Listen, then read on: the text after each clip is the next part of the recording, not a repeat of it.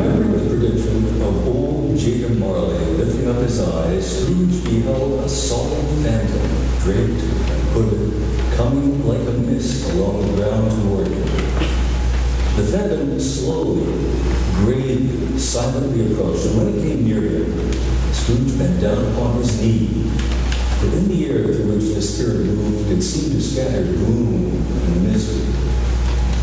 It was shrouded in a deep black garment which concealed its head, its face, its form, and nothing of it visible save one outstretched hand.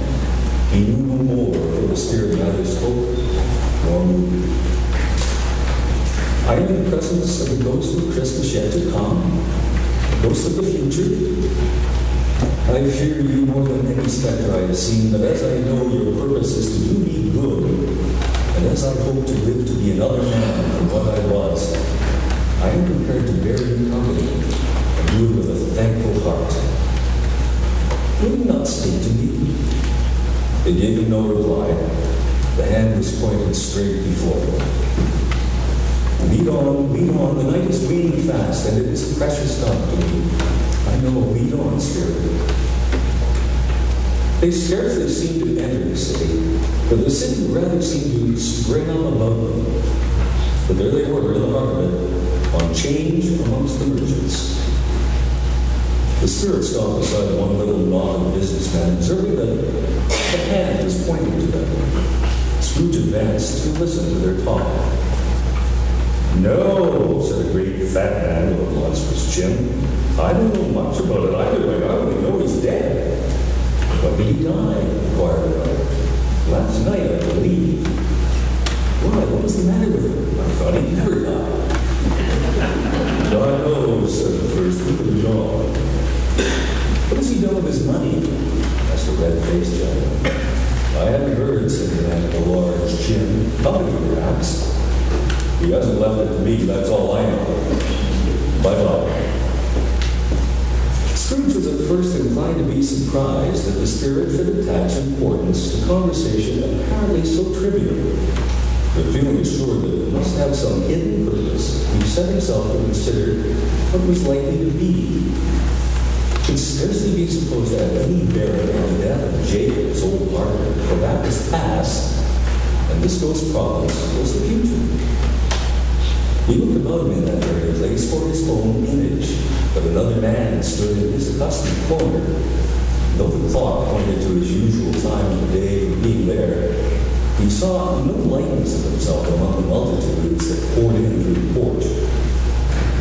It gave him little surprise, however, for he had been revolving in his mind a change of life, and he thought and hoped he saw his newborn resolutions carried out in this.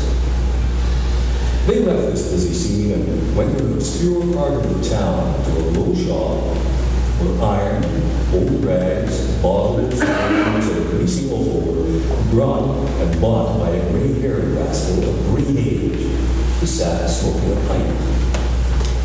Scrooge and the family came into the presence of this man just as a woman, with a heavy bundle, slunk into the shop, but she had scarcely entered, when another woman, similarly laden, came in too. She was closely followed by a man in faded black. After a short period of blank astonishment in which the old man with the pipe joined them, they all three burst into a laugh. "Let the charwoman alone be first," cried she who had entered first. "Let the laundress alone be second, and let the undertaker's man alone be third. Look here, old Joe, here's a chance. If we haven't all three met here without you couldn't have met in a better place. You were made free of it long ago, you know, and the other two will be strangers. What have you got to sell? What have you got to sell? Half a minute's patience for what you shall see." "What odds then? What odds, Mrs. Gilbert?" said the woman. "Every person has a right to take care of themselves. You always did. Who's the worse for the loss of a few things like these? Not a dead man, I suppose." Mrs. Gilbert, whose manner was remarkable for general relief, said, "No, indeed, madam. If he wanted to keep him after he was dead, wicked old screw, why wasn't he natural in his lifetime? He had been. We've had somebody to look after him when he was struck with death, instead of lying and gasping out his last there, alone by himself. It's the truest word that ever was spoken. It's a judgment on him. I wish it was a little heavier judgment. It should have been maybe pen on it. I thought I would have laid my hands on anything else. Open that bottle, old Joe. Let me have a valuable look at it. Speak our plan. I'm not afraid to be the first, or afraid for them to see it. Joe went down on his knees for the greater convenience of opening the bundle and dragged out a large and heavy roll of some dark stuff. What do you call this? Bed curtains? Ah, bed curtains. Don't drop that oil on the blankets now. It's blankets? Whose else do you think? He isn't likely to take cold without them, I dare say. You may look through that shirt till your eyes ache, but you won't find a hole in it or a threadbare place. It's the best he had, and fine one too. They'd have wasted it by dressing him up in it if I hadn't been there. Scrooge, listen to this dialogue in horror. Spirit, I see. The case of this unhappy man might be my own. My life tends that way now. Merciful heaven, what's this? It seemed to change, and now he almost touched a bare, uncurtained bed. A pale light rising in the outer air fell straight across his bed, and on it, unwatched, unwept, uncared for, was the body of this plundered man unknown. Spirit, let me see some tenderness connected with the dead, or this dark chamber spirit will be forever present to me.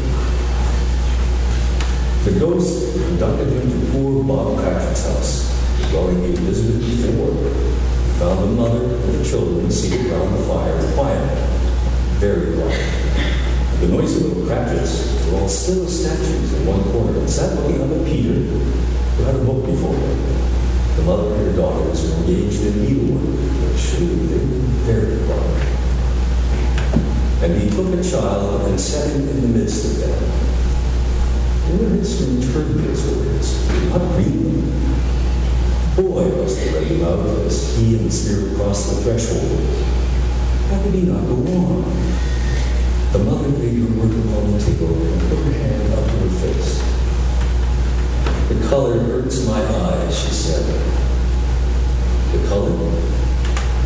Oh, poor tiny Tim.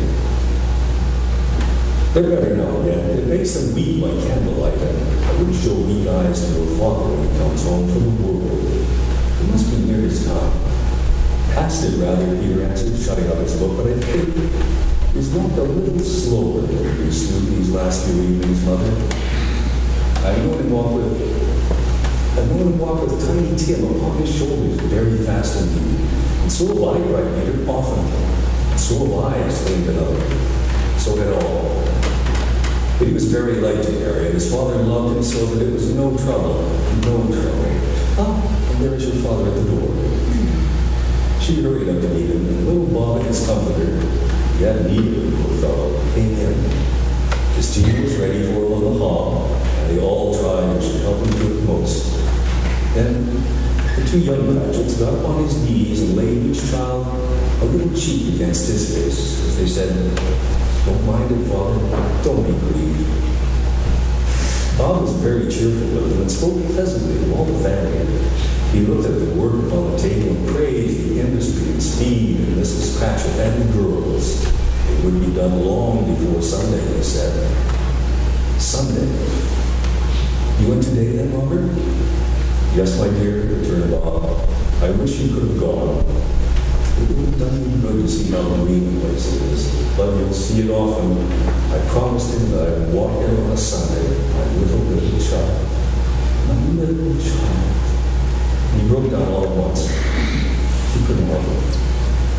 If he could have helped it, he and his child would have been farther apart, perhaps, than he would. Spectre, said Scrooge, something informs me that our parting moment is at hand. I know it, but I know not how. Tell me what man there was with the colored face when we saw lying dead. The ghost of Christmas yet to come to make into a dismal, wretched, and ruinous churchyard. The spirit stood among the graves and pointed down to one. Before I draw near to that stone to which you point, answer me one question. Are these shadows of things that will be, or are they shadows of things that may be only? Still the ghost pointing downward to the grave by which it stood. Men's courses will foreshadow certain ends to which, if persevering, they must lead. And if the courses be parted from, the end will change. Say it is thus, what you show me. The spirit was immovable as ever. Scrooge crept toward it, trembling as he went, and following the finger read upon the stone of the neglected grave his own name, Ebenezer Scrooge.